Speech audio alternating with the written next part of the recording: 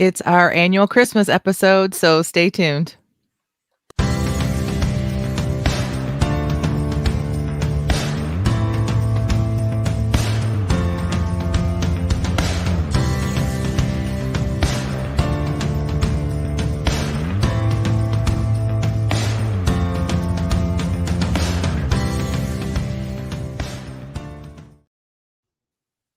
Welcome to the Christian Indie Writers Podcast, where we inform, encourage, and support Christian indie writers on their journey for publication.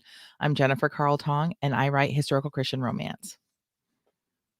I'm Christina Catane, and I'm currently writing a murder mystery. I'm Jamie Hirschberger. I write short fiction under the pen name J.R. Nichols. And welcome to all of our friends that are listening as a podcast, as well as our people that are showing up live this morning, including Meg McDonald. Good morning, Meg. We're so glad to have you here. So nice to have everyone joining us. It is the holiday season, pretty much in full swing almost. So there'll probably be a lot of people that are like too busy to show up. But we're very thankful for everybody that comes to our chat, including you, Catherine. Good morning. And Purpose Behind the Pen. Good morning to you as well. But we like to start every episode of this podcast with our What's Up. It's a chance for us to share with each other what's going on in our lives and just to check in. And so, Tina, we're going to check with you first. What's up? Okay, well, if you can't see, I have my arm in a sling. And because I have my arm in a sling, I have some unsolicited marriage advice for all the young married ladies out there. Be nice. The unsolicited kind is the best. One day when you're old and arthritic and all your kids have left you and it's just you and him, and you wake up one morning and your shoulder is screaming at you and refuses to do anything, you're going to need him to help you put your bra on. So be nice to me. So be nice. Why did Bob put in the freezer? You just not wear one. And I was like, I am not going in public without a bra on. No, that's not happening. I mean, my husband's gotten pretty good about taking it off. I don't know how good he's going to be about putting it on part. I know. I think it'd probably be the saddest moment of his life if he had to like revert to that. He would probably feel very wrong. How do you do this? All right. You know how to take it off. So what is going on with your shoulder, Tina? I really don't know. I woke up like Tuesday morning and it was an excruciating pain. And my doctor thinks it's either bursitis or an impingement of my deltoid muscle. So I had an x-ray yesterday and she gave me some pain meds and I have my arm in a sling. So wow, that's kind of my life this week. All right, then we'll be praying for you. Thank you. Well, I'll go next. My what's up is that life has been crazy lately, and the holidays has been different. I'm sure that y'all anyone who's lost anybody can relate to that. But I realized yesterday that I have all my shopping done, and it was a surprise to me. I have a big family and like the older kids, we just send them money because like it's just, they're older and that's what my parents don't buy for me anymore. It's just you get to the point where it's just like it's just about kids anyway. But I realized that it was all done and I was just like, oh, and I'm happy about it, but at the same time, it's just like so weird. Like, do you guys ever get like that with like you're done with it and you're just like, all right, then that's just how it is. And I don't know if that's just because of what I've been going through, like experiencing the loss, or if like I'm just getting to that age, my girls are older and I don't have to like, chase after toys. I don't know. It's been a different year for me, probably mostly from the morning, but I don't think that you're alone, Jen. Did you do a lot of online shopping? I'm asking like for a reason. Yeah. Well, yes. So, and some of the things, so I went to shop, it didn't take me long. So that's the other thing is that, yes, it goes much faster. It didn't take me long, but also, as I was shopping, things were selling out of my cart. Like they were selling out before I could even check out. And they were things you wouldn't think. Like, my oldest daughter, she's 18. She's not I mean, she's kind of a nerd, kind of like me. And so she loves to do Legos, but like the sets, like the Star Wars sets, like the bigger kind of, and so it's what she wants. And like, which I love because to me, it's kind of like a puzzle. Like we love doing Legos together, like buying a set and doing it as a family. And um, they were selling out. And I'm like, I didn't realize that like Legos were like the hot thing this year. And then some of the other things that were surprising to me were video games. Aren't all video games downloads now? Like, I thought I could go on Christmas morning literally and buy it and print it, right? Like, I didn't think it'd be or not print it, like print a thing saying, "Here's your download code." But some of them either don't have download codes or they were maybe limited number of download codes they would sell. I don't know. It was so weird that I had to go earlier this week to 4 different Walmarts 5 times. Like, one of them I had to go to twice. So I had 5 Walmart trips in one day just to get, like, a bunch of random, like, small things. But that's partially how but I had to think about it too, like what you said. Most of it was done online. I would do the shopping online and do some pickup. So I guess I really can't complain because back in the day, it was lots of driving around and lots of, like, time spent in the stores, and I don't have to do that anymore, and Well, and that's interesting because the reason I asked was there was somebody on social media complaining about how now there's no more like going and getting a coffee and picking up, your yeah. bestie and walking around the mall and selecting things for people and being inspired by what you see when you're out and about. And now Mhm. she was kind of complaining about the efficiency of it all and how something was Mhm. lost there. So it's interesting too, because those are things people did used to complain about. Right. And so you either are happy or sad that things aren't like that anymore. But she was like, bring malls back, bring malls back. I know. Okay, so we're that generation, right? Our social life Yeah. used to be all about the mall. And I like my first jobs were at the mall. And so I am sad about a lack of like really good mall shopping. I will say that. And my girls don't like to shop. One of them does, but the other two really don't like it at all. Unless it's just me and them and we're only going to go for them. Like, and we're going to go and get it and come out. And like they'll do that and spend time with me, but they just really don't enjoy what my mom and I used to Browsing. do. Now, my mom was not a stay-at-home mom. She worked, and she worked a lot of hours, but the way we connected, there was just my brother and I, there was just 2 of us. We would get up early on a Saturday, not every Saturday, but, like, we would get up early on a Saturday and go to Detroit and go shopping at one of, like, the big malls down there, Metro Detroit, and, we'd spend the day, like, we would get there when they open, have breakfast, lunch, dinner, like, we would close them all out, and that we just loved that. My kids really don't love that. And it makes me kinda sad, but that's okay. I think part of it is because my mom worked, so she had money.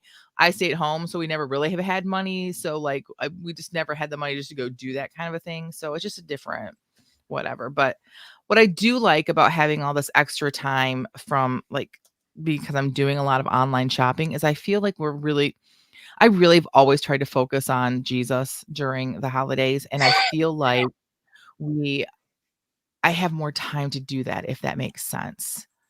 You know what I mean? Like, so we have a concert at our church tonight. Do you guys her name is, Lankowski, what's her Genevieve Lankowski. She was on American Idol, and she's doing a concert at our church tonight, and we are looking forward to this going to as a family, and I remember when my kids were still in school and life was crazy and they were little, like, we just didn't have time for the extra stuff, so I guess that's the positive, right, is to just be happy about that, so, anyway, that's a whole I lot had of a few stuff for weird what years in sorry. I had a few no, go weird years in there between when my kids moved out and I had grandkids, where mhm, Christmas was kind of sad. But now I have grandkids and I get to buy all the toys that make noise and need batteries and mhm. that kind of Yeah, stuff. that's So awesome. it's fun again. Mhm. What about you, Alright, Jamie? Jamie. What's up with you? All right. If you're a member of our Facebook group, you've seen Kurt's Christmas fit. If you are not a member of our Facebook group, you need to join so that you can see my porch goose all decked out for the holidays. And so instead of that being my what's up, I want to share with you this. Look at this. Can you What see is that? what is that? It is something that I found at the thrift store that I just had to have. And I am currently all about like things that make me happy. And I'm really not like a knick-knack duster, so I really don't. But this just captured my imagination because you cannot tell, but it is made of glass. And maybe you can see that the glass is like iridescent so that there's a million colors in it. Mm-hmm. And it just captured my attention. I love holding it. I don't like to put it down, but then I worry I will break it, and that's when I do put it down. And it was very inexpensive, so I bought it for myself. So that That's is my my favorite show and part. tell. Yeah. That's my favorite part is the very inexpensive. I know, because I was like, oh, what a waste of money, until I looked at how much it costs, and I was like, oh my gosh, I can't even get a candy bar hardly for that money. So I might as well buy it because it makes me happy. And so I just wanted to share that with you all. That's awesome. Nice. That's it. Show and tell I today. bet you it's pretty when the light hits it, like from sunlight or something. And I've got it on my like glass like coffee table thing. So yeah, it really is. I just really appreciate it. I don't know who made it or where it came from. It had like a sticker on it as if it were mass produced, but I just really like it. It's awesome. Yeah. All right. So today's topic of our conversation. So we always like to do some sort of Christmas episode. And I got to admit, my favorite episode of all time of ours is not even the April Fool's episode, which I think most of our listeners would rate as maybe our number one. But my favorite is a couple of years ago, we did a Christmas episode that was how to write a Hallmark Christmas movie. Oh, yeah. And if you have not seen this episode, after we're done here, you're going to go back and watch that. I think it is when we are at our best, and it's just so enjoyable to me. But I love the holidays, and so Tina had this great idea for us to kind of look back, and the episode is a writer's Christmas Carol. We're going to be looking back and looking at the present, looking at the future. Oh, we have some more people in here as well before we go on. I think we're having computer problems today because things are super glitchy, but Barbara's here as well. She says, quick hello. Sorry, I can't stay on. She says she misses listening to us live. Kathy Swanson, good morning, Kathy. And Catherine says it's her all-time favorite too. So, oh good. I'm glad I'm not alone in that. So, all right. So Christmas Carol, one of my favorite Christmas movies, books of all time. I mean, honestly, a Muppet Christmas Carol, we watch it probably 3 or 4 times during the season. It's probably my favorite. I love teaching it to my kids and homeschooling. So today we're going to talk about our own ghosts of Christmas past, present, and future. So we decided we were gonna start in 2016, but we thought first of all we might want to go even farther back, right, Tina? We were talking about like because our writing careers, our writing journeys did not start just when we met, right? Right. How old were you when you started writing? Do you think? When I could write, like I have always made up stories, and I remember being in junior high school and I was writing a episodic soap opera, I guess, for a friend. I would bring it in and they would read it. It was called When the Blank Hit the Fan. It didn't say blank though. I was not a good girl. I wrote a novel in 8th grade, and it was like a teen romance, and everybody, they were passing around school, people that I don't even know what ended up with. I ended up writing the whole novel, and kids kept passing around reading it, and then we ended up losing it. I have no idea who ended up with it, but which makes me sad because I wish I had that now just to look at it and see like if it was as good as I thought then as an 8th grader. But well, all the kids in class were like, "Did you write another episode?" So they liked it.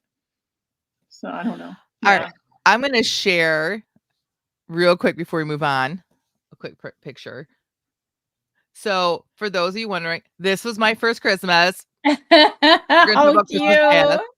There's chubby Jen. Well, I'm still chubby, but and there's like you see the little we used to call it the Dairy Queen curl on top. Every picture of me as a baby, my mom had this little Dairy Queen curl, and I was always like, "Why'd you do that?" Till I had kids, and my girls didn't have much hair at first either, and so I did the little Dairy Queen curl. But there's me with my brother Chip when we were little, so that was like one of my first Christmases. Adorable. Yeah. My poor girls look just like me. They can't get away from it. They can't ever deny me as a parent. All right. And you had something you wanted to share, right, Tina? Yeah, let's see if it's going to work. I have to share my screen. I have a video. Now, it's not when I was little. I was 14. And my dad had this Betamax video camera that he used to follow us around. So let's see if this is going to work. Is it working? Your dad went the beta route, huh? I remember beta. That's how old I am. Oh, yeah. I can see the like the screen is up, so that's a good progress there. This was in 19 freshman. We're losing you. I don't know if your internet came unplugged or what, but you're very glitchy. So we'll see if this works. Knitting nerd, good morning to you.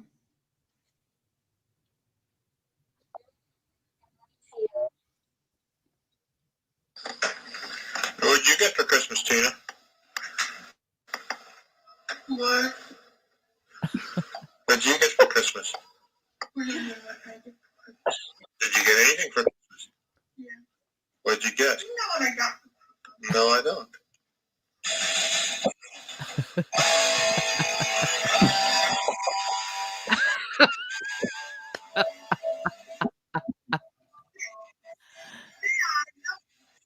Sing it now.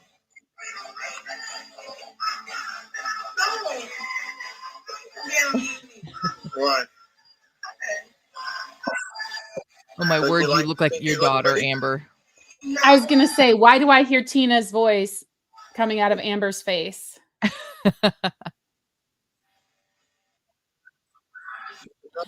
look right now through the screen. You do. Me, Okay. Yeah, it's really not coming can't through take really it good, more. Tina. Yeah. Purpose Behind Oh, the Pen man. says, I started writing at 7, but when I was 10, Yeah, I I was wrote like- plays till I was 20. I had written my first novel at 17, haven't stopped writing since. Same, girl. And then Meg McDonald says, I started telling stories Nice. early, but my first novel, a police drama, was written in 8th grade too, and passed it around the same way. LOL. It had reviews written on the back. She still has it. Oh, I wish I still had mine. But she says hers will never show the light of day again. Aw, we'd love to see that. That's awesome. So, all right. So moving on. So like we wanted to share a little bit of like when we were younger, but so 2016 is when we all first met. And sorry, I'm having a hard time getting my thing back here.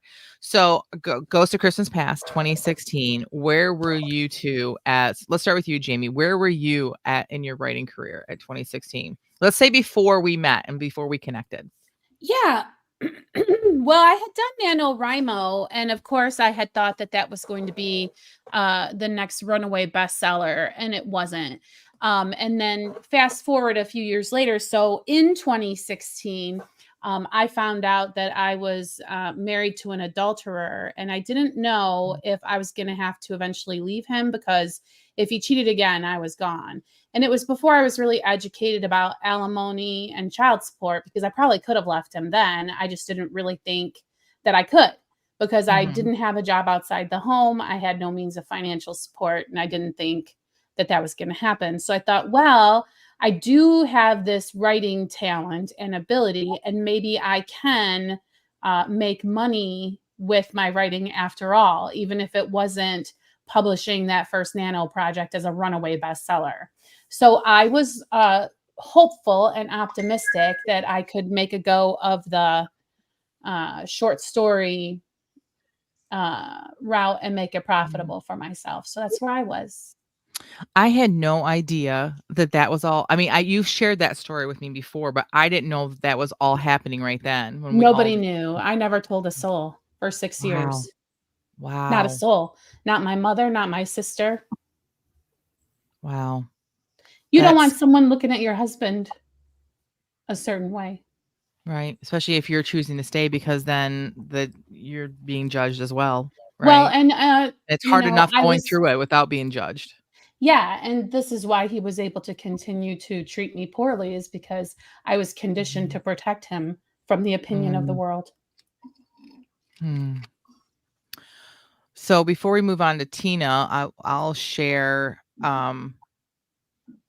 with me what was going on. So in 2016 is when I started like, this is it. I'm going to do it. Like my whole life I've been saying I was going to write. I was going to write. I was going to write. When my kids get older, when this happens, and my husband went and ended up having to work overnights, which when you have littles, that was rough. It was a really rough period for me. And I was listening to the radio driving somewhere.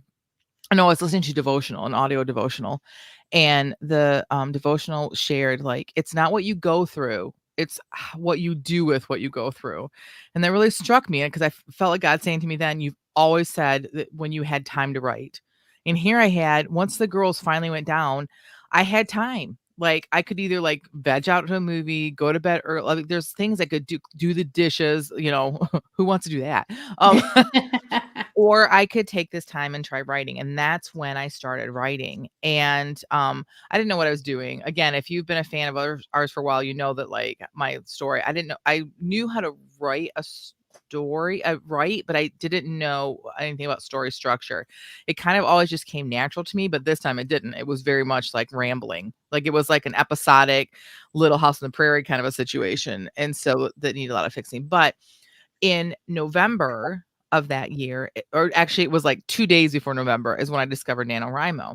And I was like, what is this? So that's when I decided, like 2 days before, all right, I'm going to put this aside and I'm going to start a new novel because I wanted to write the sister of the story, story's sister, and it to come out first. So I decided to do that all last minute.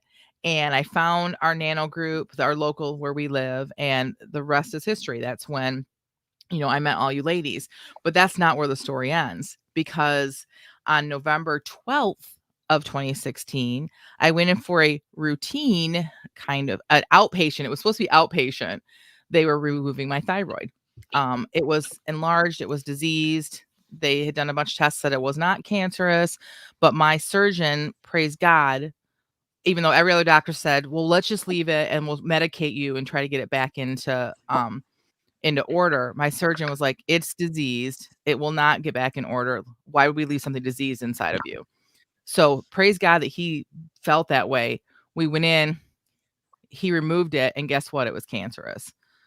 And so that's where, we had like not even really met. I've not met you ladies, but Rhonda had basically noticed me in the group and knew that I, our big Nano group, and knew that I wrote, that was a Christian, and she reached out to me because she hadn't seen me at the write-ins, and I told her what was going on. Long story short, the next month is when she had our first write together for the Christian writers. And I think I still had like all the padding on my neck when I showed up. I think I wore a scarf. I remember that I wore a lot of scarves in that time period, like after my surgery and during the cancer treatment and like whatnot. So, yeah, a lot of heavy stuff happening when we all came together. And I thought I was the only one. I didn't realize you were going through stuff too, Jamie. So I was writing, not published, and not really knowing what I was doing. Before we go to you, Tina, we got a few people. Purpose Behind the Pen said she debuted as an author back in 2016. Wow, that's cool. That's exciting.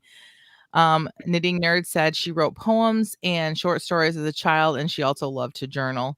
Catherine Carroll says in 2016, writing was not even on her radar. Well, that's exciting with as many books as you got out now. And then Kathy Swanson said her first book was published in 2016, and she'd been writing for a while before that. All right, Tina, where were you? Ghost of Christmas Past. If we were to, fly through time, where were you as a writer? Well, Jamie invited me to that first Nano kickoff party because we had talked at co-op and she knew I was interested in writing. But what I had was one prologue and a story idea. And that prologue was so full of passive voice and problems. I thought, oh, this is the best thing I've ever written. I was so proud of it. And then I got schooled. And I mean, my writing has only improved since then. But Right. yeah, that's where I was. Like I had written stuff, but it was always just for me. It was always just because I felt like it, not because I wanted to get published. All right. And that's when I decided I was going to do it, and I was going to do it seriously. That's when that's the year I decided I was going to do it seriously too. So all three of us in 2016 made the decision that we were going to do this seriously. That's interesting. And it's the year that we came together. So And I I think think that it for was sure is the a God writing thing. group. Huh? I think it was the writing group. Mhm. That, the writing group is what really turned things for me. Mhm. Yep. Same here. I think that like I had the passion and the want to do it, but I think that the accountability that came with us being in a writing group together is what really drew me across the finish line. Yeah. Okay. So Ghost of Christmas Present. Let's talk about where we are right now. And let's go backwards. I'll start with you, Tina. Where are you right now in your writing journey? Well, I have two books published, one almost done being written, and I'm starting a new one. So I had to stop that third one because I was just bored with it. So I'm hoping to go back to it after I do something else for a little while. Right. So that's where I am. And I'm trying to do it, regularly 5 days a week from 8 to 12. Life is not really cooperated the last couple months, but Right. well, we lost 3 people this year in our family. And I think that had a lot to do with it. One was a cousin of mine that was really special to me. And that really threw me because I kind of expected my uncle to go. He's been actively dying for like 5 years. But my cousin was really unexpected. She's not that much older than I am. And my mother-in-law was also unexpected. So it's just been a hard year emotionally, and I just didn't get much done this year. It's been a hard year emotionally for me too. So presently for me, I have 3 books published. One just about ready to go to press, and starting a new series, as well as I've got a couple of contemporaries out there that are like, in development. Um, the difference now than then is that then I had more time, believe it or not, even though my kids are older. I homeschool now. I did not homeschool then. And so when I would put them on the bus to go to school is when I would get my writing in. I thought, wow, gosh, why can't everybody fit writing in? Like, this is so, like, you got to make it a priority. Now it's like, I'd love to make it a priority, but other things have to be priority in my life. The other thing that has changed for me in the present is that I don't have the same support system that I used to have. In 2016, the day that I found out I had cancer in 2016, my grandmother passed. And she had been ill for a while. She had been aging. She was 93, 94 when she passed. So it wasn't a huge surprise. We knew she wasn't well, but it was still hard because she had always been like kind of a rock for me, And then since then, I have lost basically, besides my dad, the rest of my support system, my mom and my aunt and uncle, who were like grandparents to me, like second parents to me. And then this year losing my brother, it's my life is just different. So not only do you deal with like the mourning and the loss, but you deal with like the people that were there for you to help you to accomplish your goals, right? And Yeah. so that's been the hardest thing for me, is that not just finding the time, but find the motivation, because when you lose that many people, you start to question basically what you're doing with everything in your life. And I started to question, like, am I still supposed to be doing this? Back in 2016, I had no doubt. I felt like this is my future. This is what my whole life. This is what I was supposed to do, was be a writer. And now I feel like every year there's something that I lose somebody that makes, and then I start to think, maybe my focus is in the wrong place. Maybe this isn't what I'm supposed to be doing. So in 2016, not only am I having a hard time finding the time to put in to commit to my writing career, I'm having a hard time knowing whether or not I'm supposed to be finding the time. That's where I'm at right Yeah. now. Yeah. All right, Jamie, how about you? Yeah, I don't know. So 2024, I now am no longer married to an adulterer, and I have a full-time job. And so you would think, oh, well, like you say, like time might be an issue, but I really am not someone who has ever not been able to find the time to do the things that I want to do. And so I just haven't wanted to do anything at all with any of my writing for weeks, possibly months. I don't know. And yet we're going to talk about like the future and Right. stuff like that. You know, I know, I don't know. I just like, for example, in my spare time, I put together a jigsaw puzzle because that's what I wanted to do. I had plenty of time. I have plenty of time to like do the writing stuff. Just don't want to. And I just don't want to.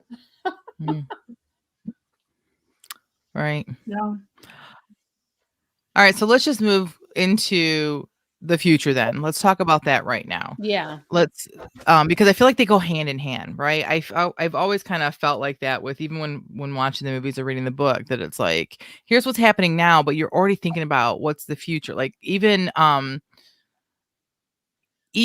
like Scrooge, when he's talking with the ghost of the Christmas future, he's like, well, is this the future that's going to happen or that might happen? Like we keep thinking beyond even what we can see, right? So anyway, so what does the future look like for us? So I think I'll go first.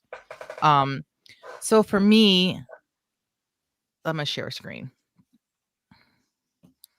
This is why I do what I do. Here's my babies. Let me make it full screen so you can see it. These are my girls, and this is from Christmas last year, and you can just see like it's Christmas morning early, and they, you know, look at my Joelle on the end, they're just posing. Like they're just fun kids. And this is why I started my writing career, because my whole life I could have been writing because I enjoyed writing. But why did I decide to make it a career? Well, it was because I had these three that not only do I want to provide for them, I want them to see that, like, if they have a dream, they can reach it. My whole life, I wanted to be a writer, and I wanted to show them that if they have dreams, they can reach those dreams.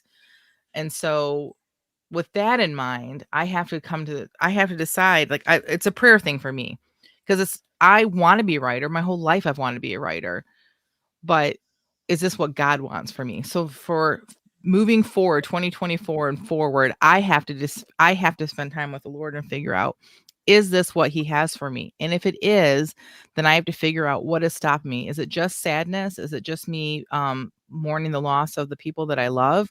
Or am I putting other things in front of this goal? And when I say things, I don't mean my kids and those responsibilities. That's my job, right? That's my number one priority is my family, God, then my family. But there's other things, like, you know, you mentioned like puzzles and stuff. But for me, it's like I will jump in feet first at church. Now, I'm not saying don't volunteer at your church, but like, am I prioritizing that over the ministry of my books? Because my books is not just a job to me; it's also a ministry. You know, I've talked about this before. That I have. For me, I feel like that if I don't have a message from the Lord in my books, then why am I doing this? So I have to decide what is moving forward. And in my mind, I want it to be my writing career. I want to continue to write, but maybe not in the same way it was before. Maybe not in this like fast pace, like get all these books out. Maybe as the books come, I mean, I have the rest of my life to write, right? In my mind before, in 2016, Jen had a plan. Like, you know, 3 books a year, and I was gonna do all this, and I was gonna make this kind of money and blah, blah. And maybe that's not what God ever intended. Maybe this is supposed to be for me and for like the message, and his timing is perfect, right? I don't want a book to come out before it's supposed to come out, because then it's not when he expects it to come out, or he needed it to come out for his work. If that makes sense. Am I babbling, or does this make sense? Perfect I think sense it's to very me. relatable what you're saying. Right. So Yeah. anyway, so that's me. Future Jen is, I have to figure out what that looks like in my life, but still writing, but probably with a different focus, and not so much like beating myself up if I'm not getting the things done as quickly as I think that in my mind that they should be getting done. So are What you about like, so there's a question in the outline, where do you see yourself in 7 years, kind of a deal. right? So did you have an answer for that? Because it's a challenging question when you're where you're at. It is. So in 7 years, my youngest is going to be 20 and in college. And I think that life will look a whole lot different for me at that point. So we all along wanted to like get my writing career going so that like my husband could retire.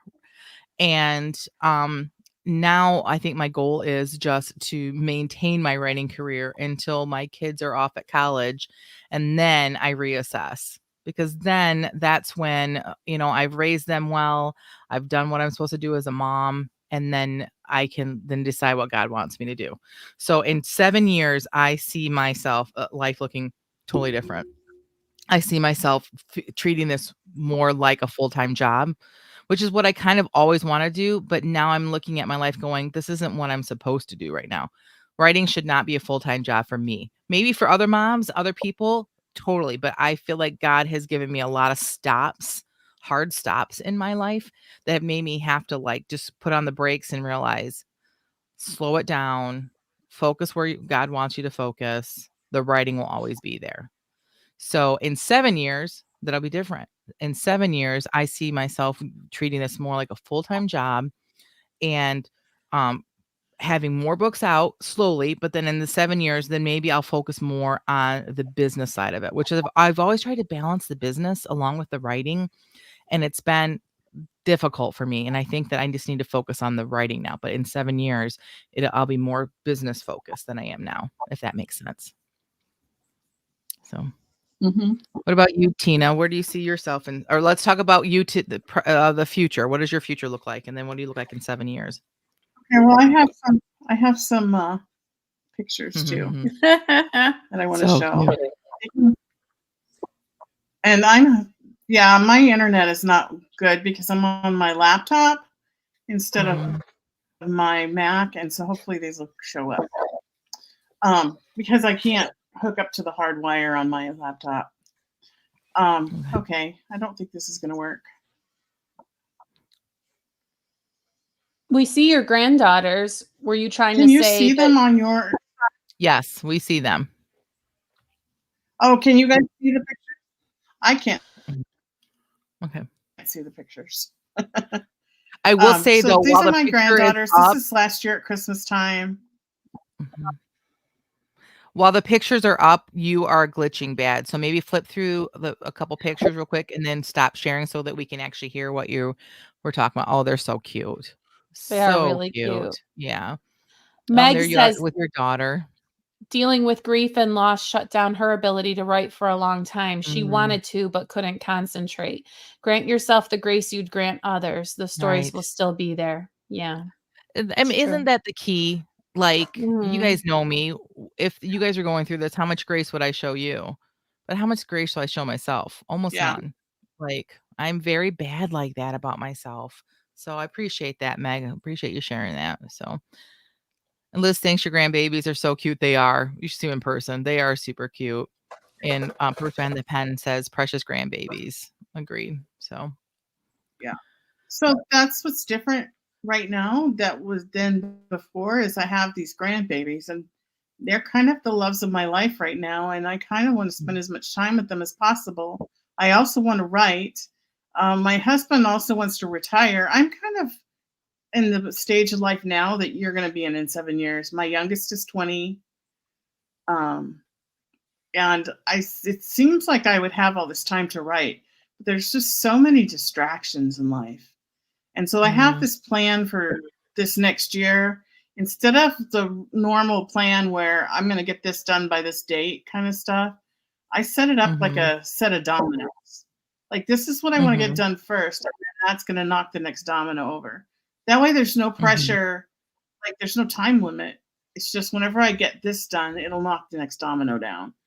And so that's what I'm doing with my writing and focusing on my grandchildren. And in 7 years, my husband will probably be mostly retired and he wants to travel. So who knows what that's going to look like. So.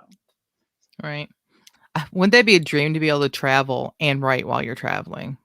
Like if you could like swing that would be. I don't know. I don't know if my brain would let me do that, but we'll see. All right. What about you, James? What's the future of writing look like for you? This is a struggle I've wrestled with for years now as a strategic restorative. I know what I want my future to be, and yet I know also what work that would require to get me to be there. And if I don't want to do that work, I'm not going to get those results. Or will my book magically write and publish itself somehow? You know what I'm saying? Like, Mhm. if you want to eat peaches, you've got to plant the peach seed in the ground and grow the tree and then harvest the peaches. Although if you keep that peach seed in your pocket, you'll eventually fall down and die and the peaches will grow anyway. But you won't get to eat one, will you? And Right. so I struggle with this. If I want this outcome, I have to do this work. There's a recipe. There's input equals output. That kind of like that. It's you can't escape it. You can't have the results without the work. But I somehow still feel like I'm going to get these results, even though today, currently, I don't want to do the work. So I feel like somehow motivation is going to come to me. I don't know. And for people who will say, well, just make yourself sit and write, like I've done that. Mhm. So it's probably just because I am adjusting to my new life and reality and everything like that. So I'm being graceful about it. But it's funny you talk about traveling, because the goals I am comfortable making about my writing career is meeting more of our fan base. I've been blessed to Mm. meet Cindy. I've been blessed to meet Catherine Carroll. I would love to meet Maria Johnson, because that would mean I'm traveling to Wales. Hello. Right. I would love to meet Gigi Wagner. I would love to meet Shel Vess, and the list is basically endless. So if I could Mhm. say that in 7 years, my goal is to meet 3 more fans of this podcast, that would make me super duper happy, regardless of the status of my actual books. And I got to say, if this were more easily financially rewarding, I would feel more motivation to put time into it, Hmm. because it was money that started me on this path. And if the money isn't coming, there's no motivation really. And I really don't want to be a book marketer. I don't want to sell Mhm. books. I want to write books. And so there's always that conflict there. You know what I'm saying? And Yeah. I feel like if I was selling at all, it'd be like, well, put out more so you'll sell more. But then, like, are you not selling just because you're not advertising? And then that opens a whole other can that I don't even want to look into. Mhm. So we'll see what happens. But if I can meet 3 more fans in the next 7 years, that's a goal that I'm happy to set. And Liz says that is oops, where's my mouse? She says that is a great goal to have. I agree. Yeah. Yeah. So, all right. So this was a little tougher than I thought it was going to be, like visiting these Christmas ghosts, but I feel like this was a very therapeutic one for us to have as well, because we can spend, I think, a lot of time just moving forward, especially with a podcast where we feel like we have to keep producing and, but I think that it's good for us to look at where we've been and know that like we are not the same writers that we were back then. And that's a good thing, right? We have improved in so many ways and we have advanced in so many ways. And maybe we're not where we thought we would have been 7 years later, but the same thing in 7 years in the future, we're going to be different people too. So God has got us all on this journey. Every single one of our listeners, God has you on a journey. And I think this is a great time of year for us to just stop and look at like what he has done for us and to dream of what he's going to do for us next. And so I appreciate everyone that listens to this podcast, everyone who has supported us, whether you're in our live chat or you listen to us as a podcast. You guys have all just been so great for us. We do love each one of you and feel like you are part of our journey, and we appreciate you letting us be a part of your journey. And so this is just a little Merry Christmas from each one of us here at the podcast. So Yeah, definitely. Merry Christmas. Merry moving Christmas. forward, Jamie, it's your favorite part of the podcast. It is our feeding of the back. It's the most wonderful time of the podcast. If you are new here, I just want you to know that like we do this every week. Every time we have a podcast, 15 minutes some point before the podcast, for 15 minutes, we write all of us to the same prompt, and it's going to be everything we read here live has not been edited or looked at again. So we only give positive, encouraging feedback, nothing like negative. And so we're going to start with, I'm going to have you go first, Jamie. Share with us what the prompt was, and then share your writing. All right. The prompt was A Christmas Carol, and it was not in quotes. I double checked to see. And I will warn you right now, an idea came to me immediately when I saw the prompt. One moment, please. And I was going to execute it. I knew exactly what I wanted to say in my mind, but then I got into it and I got kind of tangled up into the introduction. So I didn't get where I wanted to go with it. But here is my take on the prompt, A Christmas Carol. The Christmas season is the worst time of the year for someone named Carol. Ask me how I know. That's right. Carol is my name, or the abomination of it that is spelled K-A-R-Y-L. That's right. I am the unfortunate offspring of a mother who insisted her child be blessed with a unique name. But when Father Dear demanded that I be named after his beloved Grandma Carol, Mother's compromise was to give me an unusual spelling for the name she deemed too common. My infant self was both ignorant of and incapable of raising the objection of the truth that absolutely no one, and I mean not a single other person of my generation, was going to have the name Carol. And so I was brandished with the monstrosity of K-A-R-Y-L. So anyway, the first time you are introduced to the concept of a Christmas Carol in a group setting, you are rather unprepared for the entire room to swivel their heads and plant their probing, curious eyes on you.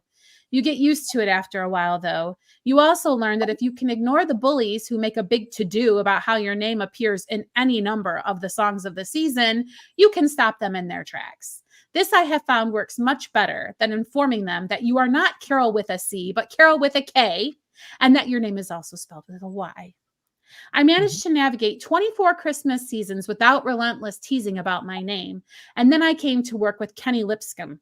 Kenny persisted to call me Carol with a Y, no matter how much I pretended it didn't bother me. So I suppose I should have seen his Christmas antics coming.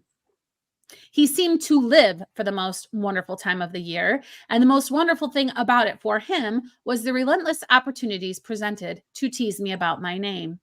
The teasing would start predictably the Monday after Thanksgiving. He'd sit himself on the edge of my desk and tell me, I saw the season's first production of A Christmas You last night, and then wait for a reaction. The first time, he almost got me. Of course, I could do nothing to stop the heat rising to my face and giving me a telltale color of annoyance, but I managed to refrain from correcting the spelling of my name or making a remark about his wit or any of that. Instead, I responded, is that so? Yeah, funny, you're the star of that show with your name in the title and everything, and yet I don't recall seeing you on stage. Every Monday afterward, and until we locked up the office at 3 p.m. on December 24th, Kenny would stop by, sometimes holding a hot cup of coffee, and tell me how he'd scoured the stage searching for me amid the Bob Cratchits and the Tiny Tims. Usually, he decided I'd had to have played the Ghost of Christmas Future, as this was inevitably played by a berobed and behooded, dark and mysterious persona. The Ghost of Christmas Future was 4'11" then? I would inevitably wonder aloud. Seems like an odd casting choice to me. After 2 years of this teasing, I decided to run out of time, and I cannot finish my speech. Oh, gosh. First of all, Kenny's got a crush on Carol. I'll admit that right now. He totally likes her and just doesn't know.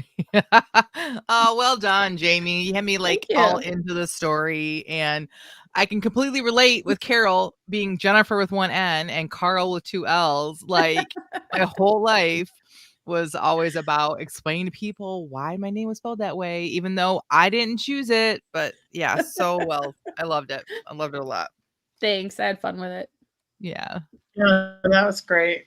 I could see every part of it, and the annoying that his name. Like, I don't know how you come up with his name. That name was perfect. His name was Kenny, right? What was his last name? Lipscomb. Lipscomb. Like, you just knew he was going to be annoying the minute you heard of that last name. Right. Catherine says that was so fun. Liz Henderson says hooked me from the start. Purpose behind the pen says definitely giving me enemies to lovers vibes. Exactly. Knitting Nerd says I have a friend who is Carl with a K. And Meg says very fun. Also, mom who chose unusual names. Oops. Yep. Yeah, that was awesome, Jamie. So I fun. How appreciate many that. words was that? Like, do you know? I will count. I them. do. As you're reading, I'm like, that's a lot of words. I went and looked. 570 words in 15 Oh minutes. wow. That's Yeah, see? amazing. So I have plenty of time to write novels. You do write incredibly fast and well when you do it. Some people don't write well when they're fast, but you do. Thanks, I So, appreciate that. yeah, I love that. Okay, I'll go next. You guys remember Marjorie and Ryan? My Yes, your older couple? nope. No, that was Carl. Yeah, that was it Carl? Anyways, Ryan and Marjorie were the Christmas of Convenience, where he is a billionaire, and it's a billionaire romance that never finished. So we're with them. All right. Do you ever feel like you're living in a Christmas movie? Ryan scowled. Have you had a visit from a ghost of Christmas past? No, the ghost of Christmas present. His scowl deepened. You're not serious. Sort of, Marjorie replied, but in a reverse sort of way. You know how Scrooge had all sorts of money but lived a reclusive life, and the ghost of Christmas present flew him all over London, showing him the lives of those less fortunate than him. Do they really fly? What? In the book. I've only seen the movie. Marjorie crossed her arms. The movie? You know there are several versions. Yeah, but only one worth mentioning. It was Marjorie's turn to start scowling. Are you one of those, the George C. Scott version is the only version worth watching people? Who's George C. Scott? Who's George C. Scott? You can't be serious. He's the actor that played Scrooge in the version you're about to defend. Oh, is he the one that Miss Piggy wants to beat up? Marjorie's mouth fell open. Miss Piggy? The Muppets Christmas Carol? That's the only version of a Christmas Carol you've ever seen? Well, to be fair, Ryan said, it's the only version worth watching. Marjorie opened her mouth to argue, but had no argument. Ryan was right. It was the best depiction of the book. As she pondered the irony that her new husband relied on Gonzo's retelling of the classic tale, Ryan interrupted her thoughts. Christmas present, you were saying? Oh, right. Well, anyway, I feel like I'm in a reverse version of the book where someone from poverty gets an inside glimpse of what Christmas looks like for the rest of the world, and nobody actually notices that I'm here. 3, 2, 1. That was it. Oh, wow. That last line. Yeah, I want to know more. Like, tell me more. Let's have therapy together. Yeah, it took me a long time to get where I actually wanted to get in the story, and then didn't actually get there. So yeah. But I'm intrigued. You've done a really good job of sucking me into this one. Oh, really? I felt like it was lame. But thanks. No, I want to know about what a person from poverty seeing what life is like that's depressing. Hurt me with this book. Yeah. Awesome. All right. Thank you. Meg says she loves the Muppets. Yeah. Sorry. Yeah. What were you saying, Tina? I was just going to point out that Meg likes the Muppets too. And Catherine Carroll also wants more. Yeah. Oh, thanks. I appreciate that. It was just where my mind went. As soon as we started, I'm like, I don't know what to do with this. And I just started writing with those two. So I hadn't even thought about those two in a long time. That's fun. I have not watched it in forever. So there's probably more cursing and possibly adult content than I would recommend to people. But the Bill Murray Scrooged is always the one that comes to mind when I think about A Christmas Carol. Yeah, so I'd never seen it, and my husband and I, luckily we were alone. We're like, he'd never seen it either. I'm like, well, let's watch it, and we put it on. There's nudity in it. There is. Yeah. And it was nipples and lots of it was very inappropriate. We're we didn't even make it as soon as that happened. We're like, done. Oh my word! So glad we didn't sit down with the girls. Oh, Bill Murray, let's watch this. No, so glad we didn't. Yeah, so I've never seen it to really judge if the rest of the movie is good or if it was a made for TV version where they edited it if it was good. But I honestly, my favorite version is the Muppet Christmas Carol. There's just no comparing. I've seen almost all of them except for Scrooged. So, yeah. What did you write, Tina? Okay, well, I had to write by hand, so it's not going to be very long. And I wrote in my world that I'm currently in with my murder mystery. Oh, good. Christmas wasn't the best time of year to be murdered. Not there was a good time, mind you, but Christmas was especially bad. It was bad for the family of the deceased, although in this case there didn't seem to be any family to speak of except the husband, who also happened to be the main suspect. Investigating a murder at Christmas time also posed some problems, like lab techs and forensic people who were taking time off for family, witnesses who were especially emotional and overdramatic, the wives of chief detectives who made it known that they thought it unfair that everyone else's husbands and family got time off to spend with their family during the holidays. The main rooms of the precinct were all decorated, as well as the hallway. It didn't seem right to be standing in front of the board, covered in pictures of the crime scene with twinkling colored lights reflecting off their surface. What kind of monster kills children at Christmas? Said 3 question marks. I didn't know what the name was. What kind of monster kills children, period? Replied Detective Reed. As if she suddenly remembered who she was speaking with, 3 question marks mumbled something about needing to be somewhere, grabbed a file from her desk, and hurried from the room, leaving Detective Reed alone to grapple once more with the phantoms of Christmas. I love how you're taking this gritty crime, like this crime drama, and adding Christmas elements. I don't know that I've ever seen that, or I'm sure there are, but I've never, because I don't read the genre, but I love it. I love how I feel like it brings a whole new depth to the kind of story that you're writing, and it brings more emotion to it. I just really love it. I think you're doing a really great job. I'm with Catherine Carroll. Best opening line ever. Read it again. Christmas wasn't the best time of the year to be murdered. That is a great line. Yeah. And I And do want to say that you should name that girl Marky, since she started with 3 question marks, like Marky Oh, Post. yeah, that's funny. Oh, Meg And Meg says, McDonald. Yeah. "Ooh." Ooh. Yeah. Mhm. Yeah, Great and job. that really the only reason Christmas is in the sprints is because they went with the prompts. But I might because last week the murder victim was like looking at her Christmas tree. So Right. I think Yeah. I'm gonna keep it. And I Yeah, I like the love it. ideal of who murders kids at Christmas. Like, it's very, because Christmas is all about kids, and these kids, like, it really does Right. something for the depth of the piece. Mm-hmm. Yeah, I Agree, think it's well agree. done. Thank you. Awesome.